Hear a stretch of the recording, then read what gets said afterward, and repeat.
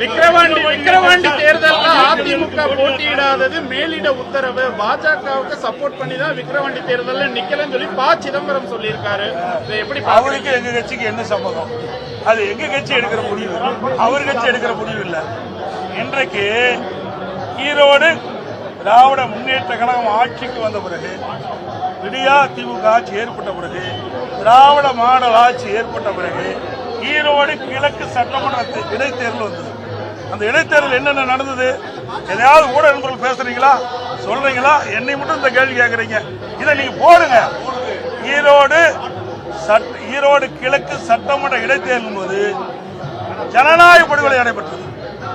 இன்றைக்கு வாக்காளர்களை சுதந்திரமாக வாக்களிக்க விடாம ஆடு மாடுகள் பட்டியலை அடைப்பதை போல வாக்காளரை தினந்தோறும் அழைத்து சென்று பட்டியலை அடைத்து அவர்களை கொடுமைப்படுத்திய காட்சி பல தொலைக்காட்சிகளாம் பார்த்தீங்க, ஊடகத்திலையும் பார்த்தீங்க. இன்றைக்கு தேர்தல் ஆணையம் அதை கண்டுகொள்ளவே இல்லை. மாநில அரசுக்கு துணை நிற்கின்றது, காவல்துறை துணை நிற்கின்றது, அரசு அதிகாரிகள் துணை நிற்கின்றார்கள்.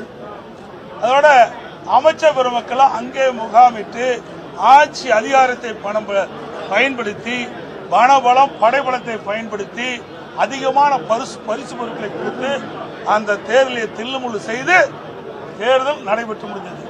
அப்படிப்பட்ட சுதந்திரமாக நடைபெறாது என்று கருதிதான் அனைத்து இந்திய அண்ணா திராவிட முன்னேற்ற கழகம் இந்த தேர்தலில் போட்டியிடல. நடந்து முடிந்த நாடாளுமன்றம், விழுப்புரம் நாடாளுமன்றம், இந்த விக்கிரவாண்டி தொகுதி விழுப்புரம் நாடாளுமன்றத்தில் வருது.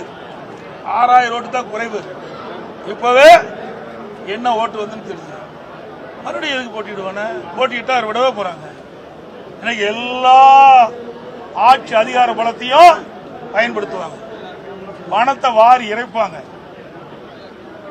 அதோட பரிசு பொருள் அள்ளி கொடுப்பாங்க. எல்லா அமைச்சர்களும் பூத் வாரியா பிரிச்சு இன்றைக்கு பணமல்ல பொழியும். ஜனநாயக படிகளை நடைபெறும். சுதந்திரமா மக்கள் வாக்களிக்க முடியாது. ஆகவேதான் அனைத்து இந்திய அண்ணா திராவிட முன்னேற்ற கழகம் இந்த தேர்தலிலே புறக்கணிக்கப்பட்டது. வேற ஒண்ணும் இல்ல. எப்படி உற்சாகம் இருப்பாங்க? நீங்க ரைட்டு இத்தனையும் கேக்குறீங்களே, ஈரோடு கிழக்குல என்ன ஆச்சு சொல்லுங்க பாக்கலாம். எதையாவது இந்த ஊடக நண்பர்கள்லாம் பத்திரிகை நண்பர்கள்லாம் அந்த பட்டியல் அடைச்சதை எடுத்து போட்டீங்களா? ஒருத்தரோட போடலையா? ஒரு சில தொலைக்காட்சி தான் நடுநிலையோடு நடந்தது. பெரும்பாலான தொலைக்காட்சிகள் இந்த விடியா திமுக ஆட்சிக்கு இந்த முதலமைச்சருடைய கட்டுப்பாட்டில் இருக்குது.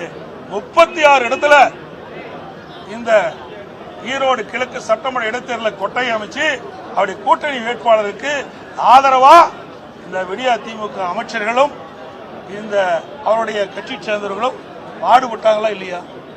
நான் சவால் விட்டேன். இனியும் இந்த கொட்டைகளை அடைச்சு வச்சிருந்தா நானே நேரில் வந்து அங்க வாக்கு சேர்க்கணும். உடனே என்ன பண்ணாங்க? அந்த வாக்காளர்லாம் அழைச்சிட்டு பஸ்ல ஏற்றி ஊரூரா போய் சுற்றுலா கொண்டு போனாங்க. இப்படி நடக்கின்ற பொழுது அங்க எப்படி சுதந்திரமா தேர்தல் நடக்கும்? அதனாலதான் தேர்தல் போறோம்.